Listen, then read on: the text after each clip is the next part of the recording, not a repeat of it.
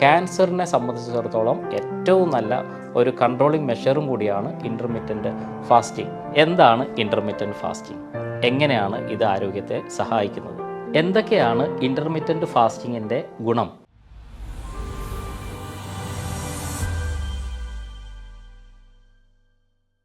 Hi, ഞാൻ doctor Shimji, CMO പ്രകൃതി സൗഖ്യം കാഞ്ഞങ്ങാട്. ഇന്ന് വളരെ ഇമ്പോർട്ടൻ്റ് ആയിട്ടുള്ള ഒരു വിഷയത്തെക്കുറിച്ചാണ് നമ്മൾ ചർച്ച ചെയ്യുന്നത്. ഫാസ്റ്റിംഗ്, ഉപവാസം. എന്താണ് ഫാസ്റ്റിംഗ്? ഒരു പ്രത്യേക കാലയളവിലേക്ക് ചില ഭക്ഷണങ്ങളോ അല്ലെങ്കിൽ ഭക്ഷണം പൂർണ്ണമായോ ഒഴിവാക്കുന്നതിനെയാണ് നമ്മൾ സാധാരണഗതിയിൽ ഫാസ്റ്റിംഗ് എന്ന് പറയുന്നത്. ഫാസ്റ്റിംഗ് പലതരത്തിലുണ്ട്. ഒന്ന് റിലീജിയസ് ഫാസ്റ്റിംഗ് ആണ്. മിക്കവാറും എല്ലാ മതം അനുശാസിക്കുന്ന രീതിയിലുള്ള ഫാസ്റ്റിംഗ് ചെയ്യാറുണ്ട്. മറ്റൊന്ന് പൊളിറ്റിക്കൽ ഫാസ്റ്റിംഗ് ആണ്. ഏതെങ്കിലും ഒരു കാര്യം നേടിയെടുക്കാൻ വേണ്ടി നമ്മൾ ചെയ്യുന്ന ഫാസ്റ്റിംഗ് ആണ് പൊളിറ്റിക്കൽ ഫാസ്റ്റിംഗ്. നമ്മൾ ഇന്ന് ചർച്ച ചെയ്യുന്നത് തെറാപ്പറ്റിക്കൽ ഫാസ്റ്റിങ്ങിനെ കുറിച്ചാണ്. എങ്ങനെയാണ് ആരോഗ്യ മേഖലയിൽ ഫാസ്റ്റിങ്ങിനെ അല്ലെങ്കിൽ ഉപവാസത്തെ ഉപയോഗപ്പെടുത്താം എന്നുള്ളത്. തെറാപ്പറ്റിക്കൽ ഫാസ്റ്റിങ്ങിൽ ഇന്ന് ഏറ്റവും കൂടുതൽ ഹൈലൈറ്റഡ് ആയിട്ടുള്ള ഒരു ഡിസ്കഷൻ വരുന്നത് ഇൻ്റർമിറ്റൻറ്റ് ഫാസ്റ്റിങ്ങിനെ കുറിച്ചിട്ടാണ്. എന്താണ് ഇൻ്റർമിറ്റൻറ്റ് ഫാസ്റ്റിംഗ്? എങ്ങനെയാണ് ഇത് ആരോഗ്യത്തെ സഹായിക്കുന്നത്? ഇതിനെക്കുറിച്ചിട്ടാണ് നമ്മൾ ഇന്ന് സംസാരിക്കുന്നത്. ഇൻ്റർമിറ്റൻറ്റ് ഫാസ്റ്റിംഗ് എങ്ങനെയാണ് ലൈം ലൈറ്റിലേക്ക് വന്നത്? ഇത് വളരെ കാലം മുമ്പ് തന്നെ പലരും ഉപയോഗപ്പെടുത്തുന്ന ഒരു തെറാപ്പറ്റിക്കൽ മൊഡാലിറ്റിയാണ്. എങ്കിൽ കൂടി 2016 നോബൽ സമ്മാനം നേടിയോടുകൂടിയാണ് ഓട്ടോഫേജി എന്ന ഒരു കൺസെപ്റ്റ് വരുന്നത്. ഓട്ടോ എന്ന് പറഞ്ഞാൽ സെൽഫ്, ഫേജി എന്ന് പറഞ്ഞാൽ ഈറ്റിംഗ്. സെല്ലുകൾ സ്വന്തമായി അതിനകത്തുള്ള വേസ്റ്റിനെ നശിപ്പിക്കുന്നു, അതിനെ എൻഗൾഫ് ചെയ്യുന്നു, വിഴുങ്ങുന്നു.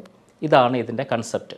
അതായത് ഒരു സാഹചര്യം കിട്ടുകയാണെങ്കിൽ നമ്മുടെ കോശങ്ങൾക്ക് ആ കോശങ്ങളെ പുനർനിർമ്മിക്കാനുള്ള കഴിവുണ്ട് എന്ന് തെളിയിക്കുകയാണ്. ഈ കഴിവ് ശരീരത്തിന് പ്രകടിപ്പിക്കണം എന്നുണ്ടെങ്കിൽ അവിടെ വേണ്ടത് അതിന് വേണ്ടുന്ന ഓപ്റ്റിമമായ പരിതസ്ഥിതി, കാലാവസ്ഥ ഉണ്ടാക്കി കൊടുക്കുക എന്നുള്ളതാണ്.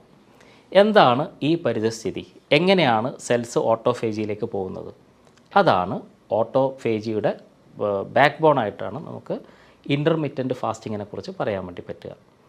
ഇൻ്റർമിറ്റൻറ്റ് ഫാസ്റ്റിങ് ജനറലായിട്ട് പറയുകയാണെങ്കിൽ നമ്മുടെ അടുക്കളയിലുള്ള ഭക്ഷണ വസ്തുക്കളൊക്കെ പാകം ചെയ്തതിന് ശേഷമുള്ള വെസൽസിൻ്റെ അവസ്ഥയാണ് ചില സമയത്ത് കോശങ്ങൾക്ക് ഉണ്ടാവുക.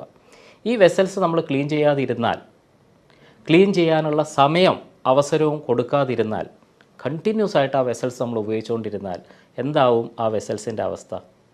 ഇത് തന്നെയാണ് നമ്മൾ ആരോഗ്യത്തിൻ്റെ കാര്യത്തിലും ചിന്തിക്കേണ്ടത്. ഇൻ്റർമിറ്റൻറ്റ് ഫാസ്റ്റിങ്ങിൻ്റെ പ്രത്യേകത എന്ന് പറഞ്ഞാൽ 12 തൊട്ട് 16 മണിക്കൂർ വരെ, ഓപ്റ്റിമം 16 മണിക്കൂർ വരെ ഭക്ഷണം കഴിക്കാതിരിക്കുക എന്നും 24 മണിക്കൂറിൽ ബാക്കിയുള്ള 8 മണിക്കൂർ മാത്രം ഭക്ഷണം കഴിക്കുക എന്നുള്ളതുമാണ്.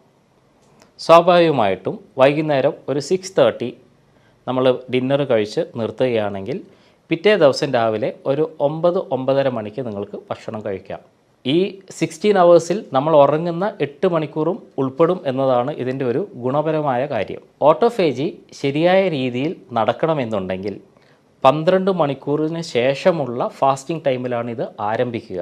അതുകൊണ്ട് 12 മണിക്കൂറിന് ശേഷം ഓട്ടോഫേജി ആരംഭിക്കുന്നു എന്നുള്ള കാര്യം മനസ്സിൽ ഓർത്ത് അതിന് മുമ്പേ ഉള്ള ഭക്ഷണം പൂർണ്ണമായിട്ട് ഒഴിവാക്കണം.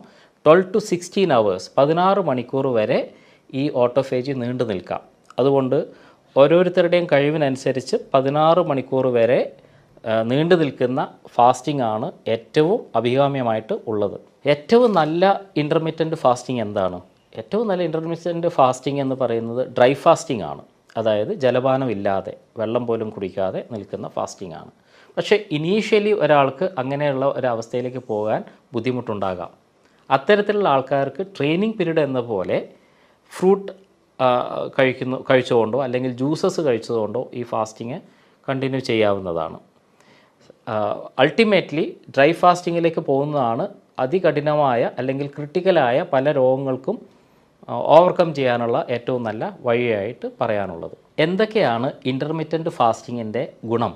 ലംഘനം പരമൌഷധം എന്നാണ് ഭാരതീയമായ സങ്കല്പങ്ങൾ പറയുന്നത്. അതായത് ലംഘനം, ഭക്ഷണം ഒഴിവാക്കുക എന്നതാണ് പരമമായ ഔഷധം, ദിവ്യമായ ഔഷധം. ഏത് രോഗത്തിനും ഏറ്റവും നല്ല ഒരു ചികിത്സാ മാർഗം തന്നെയാണ് ഇൻ്റർമിറ്റൻറ്റ് ഫാസ്റ്റിംഗ്. പക്ഷേ ഇതിൽ സ്പെസിഫിക്കായിട്ട് നമുക്ക് ചില കാര്യങ്ങളെക്കുറിച്ച് സംസാരിക്കാം. ഏറ്റവും ആദ്യത്തേത് വിസറൽ ഫാറ്റിനെ കുറക്കുന്നു എന്നാണ്. എന്താണ് വിസറൽ ഫാറ്റ്? നമ്മുടെ ശരീരത്തിനകത്തുള്ള അകത്തേക്ക് കയറുന്ന കാർബോഹൈഡ്രേറ്റ് എക്സസ് ആയിട്ട് വരുമ്പോൾ ലിവറിൽ വെച്ചിട്ട് ഫാറ്റായി മാറും എന്ന് നമ്മൾക്കറിയാം. ഈ ഫാറ്റ് സാധാരണഗതിയിൽ വിസറാസ്, സ്പെസിഫിക്കലി അബ്ഡോമിനൽ വിസറാസ് അല്ലെങ്കിൽ അവയവങ്ങൾക്ക് ചുറ്റും അടിഞ്ഞുകൂടുന്നു. മിക്കവാറും ഇതാണ് പല ലൈഫ് സ്റ്റൈൽ ഡിസോർഡേഴ്സ് എന്ന് നമ്മൾ വിളിക്കുന്ന രോഗങ്ങളുടെയും പ്രഥമമായ കാരണം. അതുകൊണ്ട് തന്നെ ഒരു ലാർജ് സ്പെക്ട്രം ഓഫ് ഡിസീസസ്, വളരെ വലിയ തോതിലുള്ള രോഗങ്ങളെ മാറ്റാൻ വേണ്ടി ഈ വിസറൽ ഫാറ്റ് കുറയ്ക്കുക വഴി സാധിക്കും. ഈ വിസറൽ ഫാറ്റിനെ കുറക്കാൻ വേണ്ടി കഴിയുന്നു എന്നതാണ് ഇൻ്റർമിറ്റൻ്റ് ഫാസ്റ്റിങ്ങിലെ ഏറ്റവും പ്രധാനമായ കാര്യം. കാരണം ഇൻ്റർമിറ്റൻ്റ് ഫാസ്റ്റിംഗ് ചെയ്യുമ്പോൾ ശരീരത്തിനകത്ത് നടക്കുന്ന മെറ്റബോളിസം, ഈ മെറ്റബോളിസത്തിൻ്റെ ആക്ടിവേഷൻ കൂടുന്നത് കൊണ്ടാണ് കൂടുതൽ കാലറി ഉപയോഗിക്കപ്പെടുകയും അതുപോലെ തന്നെ വിസറൽ ഫാറ്റ് കുറയാനുള്ള സാധ്യത ഉണ്ടാക്കുകയും ചെയ്യുന്നു. വിസറൽ ഫാറ്റ് കൊണ്ടുണ്ടാകുന്ന പ്രധാനപ്പെട്ട രോഗങ്ങളാണ് ഒന്ന് ഡയബറ്റീസ്, ഇൻസുലിൻ റെസിസ്റ്റൻസ് വരുത്തുകയും ഡയബറ്റീസ് ഉണ്ടാക്കുകയും ചെയ്യും. അതുകൊണ്ട് തന്നെ ടൈപ്പ് 2 ഡയബറ്റീസിനുള്ള ഏറ്റവും നല്ല മാർഗ്ഗമായിട്ട് നമുക്ക് ഇൻ്റർമിറ്റൻ്റ് ഫാസ്റ്റിങ്ങിനെ കാണാം. അതേപോലെ തന്നെ വളരെ ഇമ്പോർട്ടൻ്റ് ആയിട്ടുള്ള മറ്റൊരു കാര്യമാണ് PCOD, polycystic ovarian disease or polycystic ovarian syndrome. ഇതും വളരെ വ്യക്തമായ രീതിയിൽ നമുക്ക് ഇൻ്റർമിറ്റൻ്റ് ഫാസ്റ്റിങ്ങിലൂടെ മാറ്റാൻ വേണ്ടി സാധിക്കുന്നതാണ്. ഇതേപോലെ മറ്റൊരു കാര്യമാണ് coronary artery disease, heart block എന്ന് നമ്മൾ വിളിക്കുന്ന കാര്യങ്ങൾ, അതെറോസ്ക്ലെറോസിസ്. ഈ കൊഴുപ്പടിഞ്ഞുകൂടി ധമനികളിൽ കട്ടി കൂടുന്ന അവസ്ഥയെ പോലും വലിയ പരിധിവരെ റിവേഴ്സ് ചെയ്യാൻ വേണ്ടി വിസറൽ ഫാറ്റിൻ്റെ കൺട്രോൾ ചെയ്യുക വഴി നടക്കുന്നതാണ്. ഓക്സിഡേറ്റീവ് സ്ട്രെസ്സ് കുറക്കാനും ഇൻ്റർമിറ്റൻ്റ് ഫാസ്റ്റിംഗ് വളരെയധികം ഗുണം ചെയ്യുന്നതാണ്. എന്താണ് ഓക്സിഡേറ്റീവ് സ്ട്രെസ്സ്? നമ്മുടെ ശരീരത്തിനകത്ത് ഉണ്ടാകുന്ന ഫ്രീ റാഡിക്കൽസിൻ്റെ അളവ് കൂടുക എന്നത് ആണ് പ്രധാനമായും ഓക്സിഡേറ്റീവ് സ്ട്രെസ്സിൽ സംഭവിക്കുന്നത്. നേരത്തെ പറഞ്ഞ പോലെ ശരീരമാദ്യം ഖലുധർമ്മ സാധകം എന്ന് പറയാറുണ്ട്. അതായത് ഫിസിക്കൽ ഫിറ്റ്നസ്സാണ് പിന്നീട് മനസ്സിൻ്റെ ആരോഗ്യത്തിനെയും സഹായിക്കുന്നത്. അപ്പം ബ്രെയിനെ ആയാലും ബ്രെയിൻ ആക്ടിവിറ്റീസ് ആയാലും ചിന്തകളായാലും മെമ്മറീസ് ആയാലും ഒക്കെ പ്യൂരിഫൈഡ് ഫോമിലേക്ക് വരാൻ വേണ്ടി ഈ പറയുന്ന ഇൻ്റർമിറ്റൻ്റ് ഫാസ്റ്റിംഗ് നമ്മളെ ഒത്തിരി സഹായിക്കുന്നതാണ്. കാരണം ഓക്സിഡേഷൻ തടയാനുള്ള ആൻറ്റി ഓക്സിഡൻറ്റ് പ്രോപ്പർട്ടി വർദ്ധിപ്പിക്കുന്ന ഒരു സാഹചര്യം പോലും ഇൻ്റർമിറ്റൻ്റ് ഫാസ്റ്റിങ്ങിൽ നടക്കുന്നുണ്ട്. ഇതേ കാരണം കൊണ്ട് തന്നെ ക്യാൻസറിനെ സംബന്ധിച്ചിടത്തോളം ഏറ്റവും നല്ല ഒരു കൺട്രോളിങ് മെഷറും കൂടിയാണ് ഇൻ്റർമിറ്റൻ്റ് ഫാസ്റ്റിംഗ്. നമ്മുടെ ശരീരത്തിൽ എക്സസീവായിട്ട് വരുന്ന കാർബോഹൈഡ്രേറ്റിൻ്റെ പരിണിതഫലമായിട്ടാണ് പലപ്പോഴും ക്യാൻസറിനുള്ള ട്രിഗറിങ് ഉണ്ടാകുന്നത്.